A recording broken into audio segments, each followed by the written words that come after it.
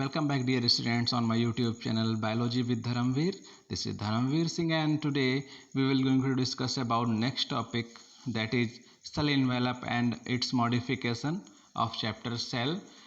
Students, in our previous video we were discussing about the prokaryotic cell, and today I am going to discuss about the cell envelope and its modification of the prokaryotic cell. आज हम बात करेंगे कि prokaryotic cell के cell envelopes कैसे होते हैं, what are the different layers that surrounded और प्रोटेक्ट दिस बैक्टीरिया और प्रोकैरियोटिक सेल। तो बेटा सबसे पहले यहाँ पे हम बात करेंगे अबाउट द बैक्टीरियल एन्वेलप्स कि बैक्टीरियल सेल के एन्वेलप कैसे होते हैं, वो डिफरेंट कौन सी लेयर होती हैं जिनसे बैक्टीरिया सराउंडेड होता है। So the bacteria is surrounded by three different type of layers. The outer layer is called as glycocalyx. जो बेटा outer thick layer होती है that is called as glycocalyx. Okay. And beneath the glycocalyx another cell is present, another wall is present that is called as cell wall. And below the cell wall the third layer that is called as cell membrane is present, and here somewhere cell membrane is folded and form mesosomes, and somewhere here the DNA is present, the bacterial chromosomes or DNA is present, and here plasmid is present. Okay, so this is a typical structure of a prokaryotic cell और bacteria. तो बेटा bacteria के अंदर तीन layers होती हैं। The outer layer is called as glycocalyx. सबसे outer layer होती है उसको हम ग्लाइकोकैलिक्स नाम देते हैं, and this glycocalyx is responsible for the protection of the bacteria from different environmental conditions और fluctuation in the environmental condition और from different chemical actions. Okay, क्या होता है बेटा, on the basis of this layer, the layer that is made up of glycoproteins and glycolipids that is called as glycocalyx. glycocalyx layer के base पे बेटा एक scientist थे, उनका नाम था हैंस क्रिस्टियन ग्रैम।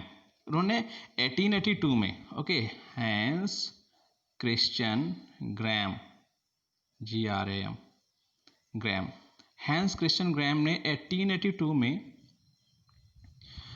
बैक्टीरिया का इनके आउटर ग्लाइकोकैलिक्स लेयर के बेस पे स्टैनिंग किया, और उस स्टैनिंग के बेस पे बताया दे रहा है two types of bacteria in the nature. One that takes the staining, बेटा उन्होंने क्या किया था, आयोडीन, जिसको बोला गया था ग्राम्स आयोडीन, और आयोडीन के हेल्प से उन्होंने क्या किया था, इसका स्टैनिंग किया था, और उस स्टैनिंग के बेस पे उन्होंने बताया था bacterias are of two types. जो बेटा स्टेन ले रहे थे, जिनकी सेल वॉल मीन जिनकी आउटर जिनकी आउटर ग्लाइकोकैलिक्स बहुत थिक थी, द टेक द स्टेन। उन्होंने आयोडीन का स्टेन और आयोडीन सॉल्यूशन जिन्होंने बनाया था, ग्राम ने बनाया था, वो सॉल्यूशन का स्टेन ले लिया था। जो सॉल्यूशन का स्ट्रेन ले रहे थे उनको ग्राम पॉजिटिव बोला गया, because of taking the strain. वो स्ट्रेन ले रहे थे इसलिए उनको ग्राम पॉजिटिव बोला गया। और जिनकी सेल वॉल थिन थी, और एक चीज़ बताना भूल गए, the thick cell wall is called as capsule. जो थिक सेल वॉल थी उसको कैप्सूल बोला गया था, और जो थिन सेल वॉल थी स्लाइम लेयर, उसको बोले थे स्लाइम लेयर। जो थिन सेल वॉल थी उन्होंने स्टेन नहीं लिया था, थिन सेल वॉल थी उन्होंने स्टेन नहीं लिया था, and that's why they are called as gram negative bacteria, इसलिए उनको ग्राम नेगेटिव बैक्टीरिया बोला गया था। It's most important topic. Hence Christian Graham in 1882 discovered an staining that is called as Graham staining. On the basis of Graham staining, bacteria are of two type, दो type के होते हैं। Those bacteria that take the stain are called as Gram positive bacteria, and those bacteria that are unable to take the stain are called as Gram negative bacteria. And why, if anyone asks you why this Gram positive bacteria take the stain, why this Gram negative bacteria don't take the stain, so the answer is gram positive bacteria have a thick outer glycocalyx layer. जो gram positive होते हैं उनका outer layer, जिसको glycocalyx बोलते हैं, thick होता है। Due to this thickness they are able to take the stain, and those which have thin glycocalyx layer और glycocalyx layer, due to the thinness, उनकी थिन होने की वजह से they are unable to take the iodine solution stain और iodine stain, that's why they are called as gram negative. Okay, next देखते हैं। देख लेते हैं, पढ़ के बताते हैं आपको. In most prokaryotic cells, particularly the bacterial cells, have a chemically complex cell envelope. The cell envelope consists of a tightly bounded three layers. Okay, three layers structure, tightly bounded three layer structures. One second. Three layer structure, that is the outermost glycocalyx, followed by the cell wall, and then plasma membrane.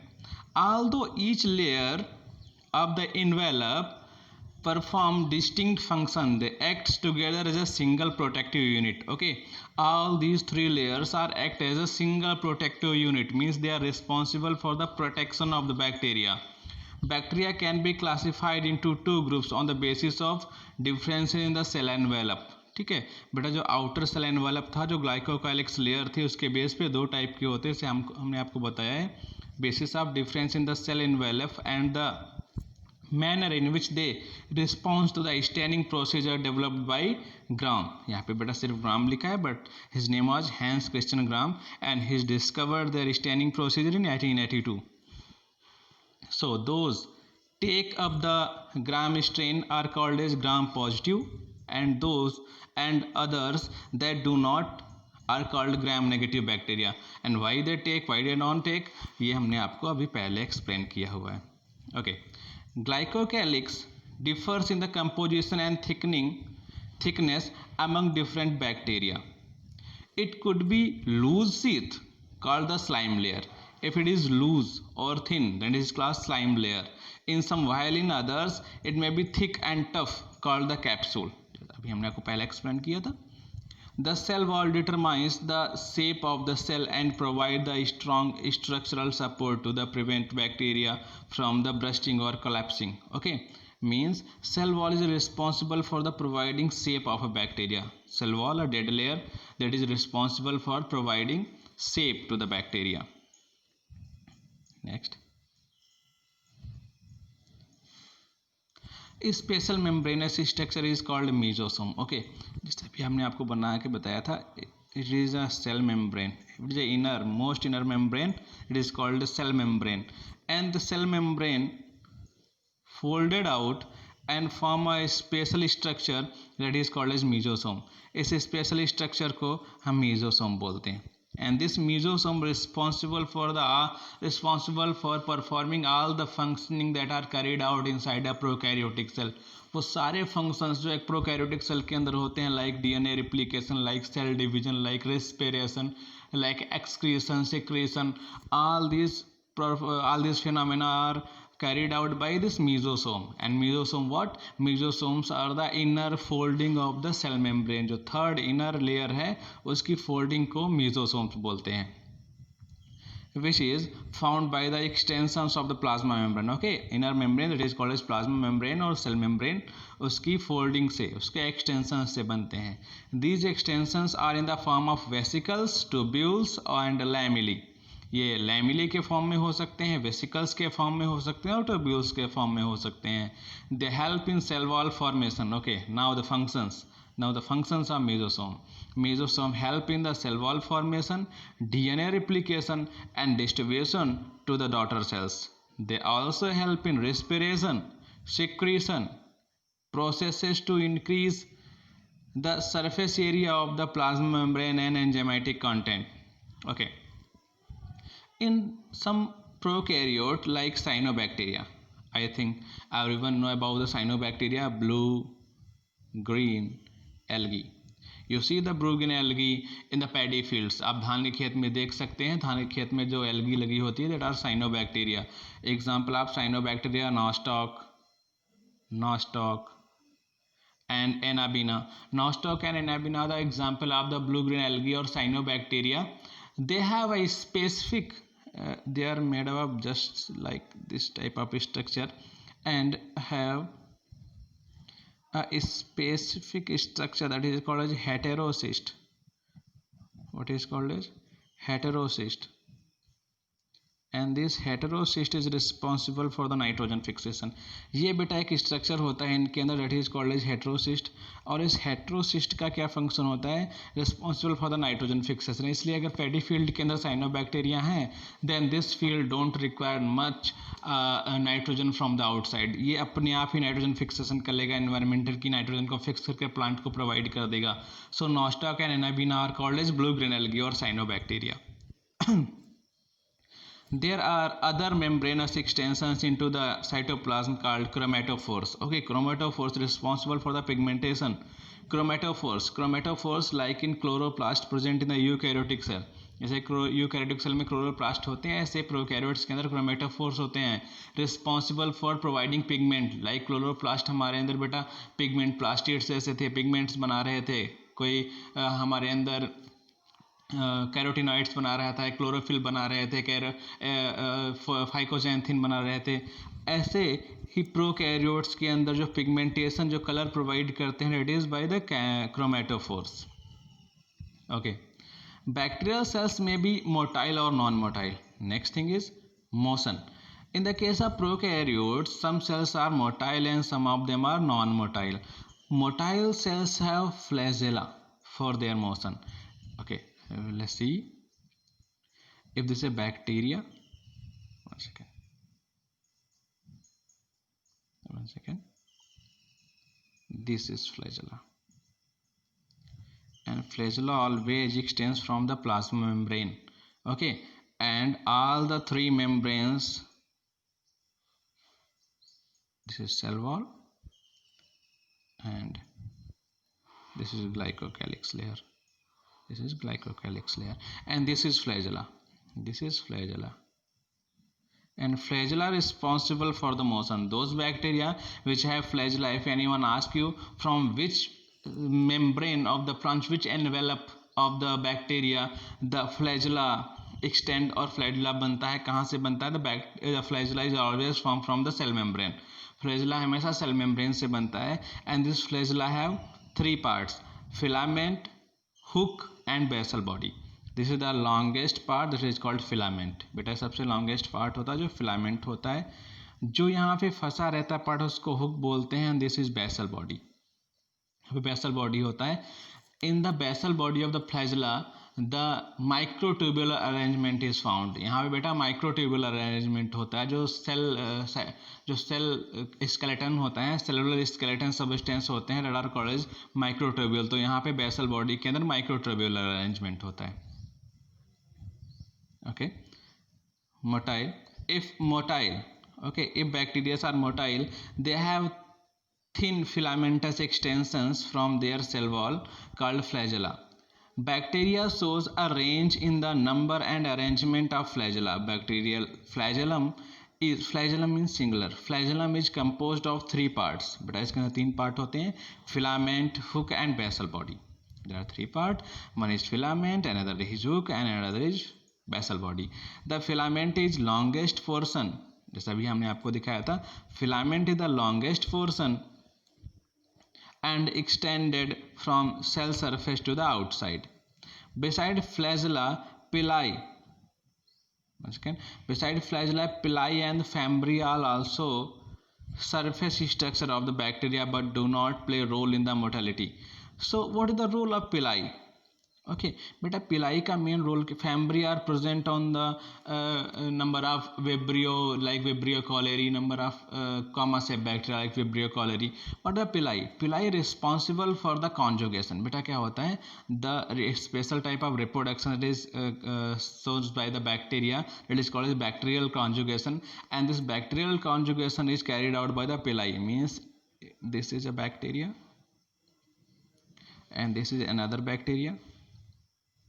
बेटा ये दोनों अलग अलग bacteria हैं और इनके पास एक pili होती है. With the help of this pili, this is called pili, with the help of this pili they are join and interchange their genetic material, और अपने जेनेटिक मटेरियल को इंटरचेंज करते हैं. So this is a method of bacterial reproduction. So in the case of bacterial reproduction pili perform the role, pili अपना role play करते हैं. Okay. Pili fimbriae are also surface structures of the bacterial but do not play a role in the motility. The pili are elongated tubular structure and made of a special protein. The fimbriae are also bristle like, means अगर आप लोग देखेंगे vibrio cholerae तो उसके surface के ऊपर ऐसे ऐसे ऐसे ऐसे ऐसे ऐसे बहुत सारे फैम्ब्रे निकले होते हैं.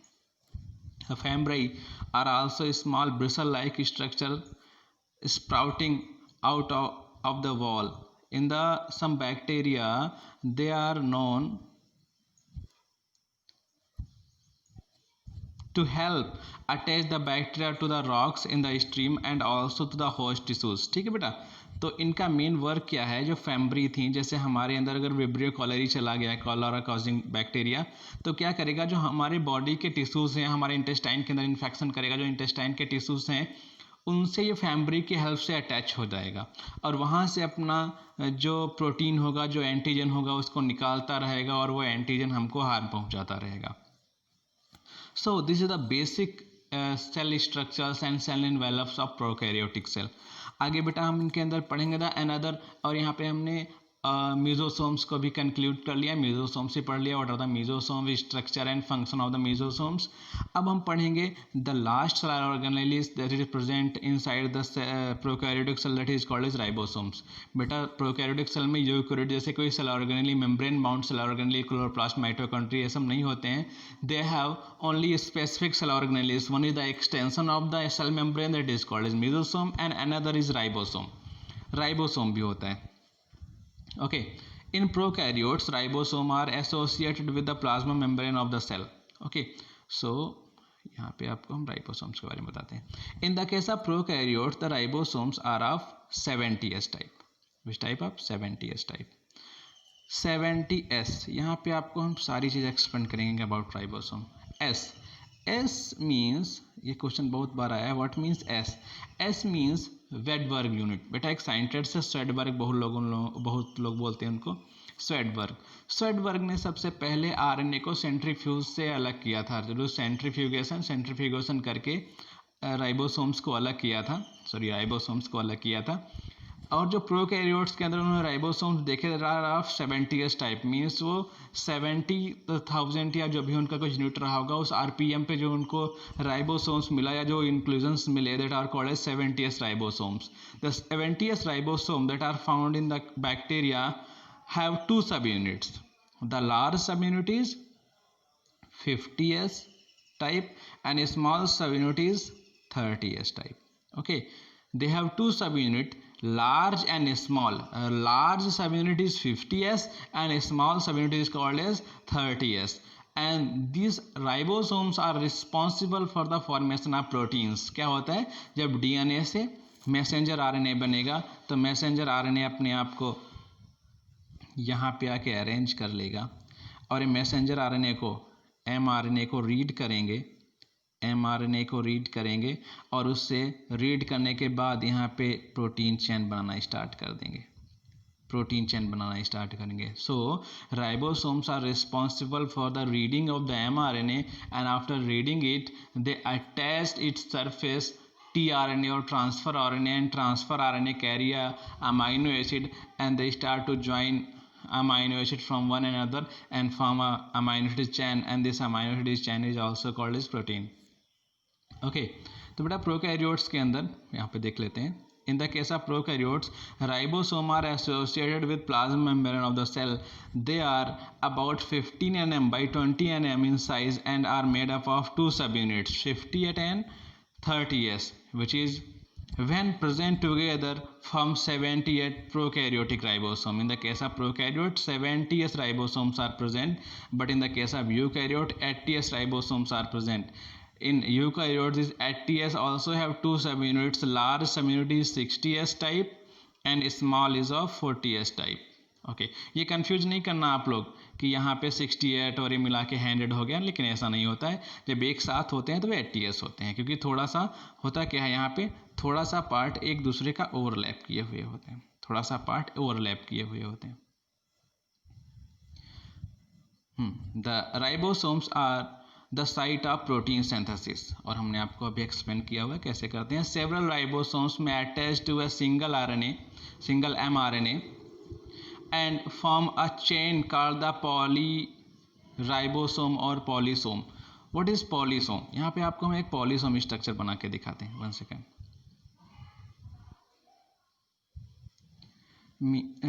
See, this is a mRNA. This is a mRNA that is copies or that carry the information for the formation of protein and made by the DNA. ये बेटा mRNA है. mRNA को DNA बना के भेजता है. mRNA को DNA बनाता है. इसके पास इंफॉर्मेशन होता है प्रोटीन सिंथेसिस के लिए, और इसी mRNA से खूब सारे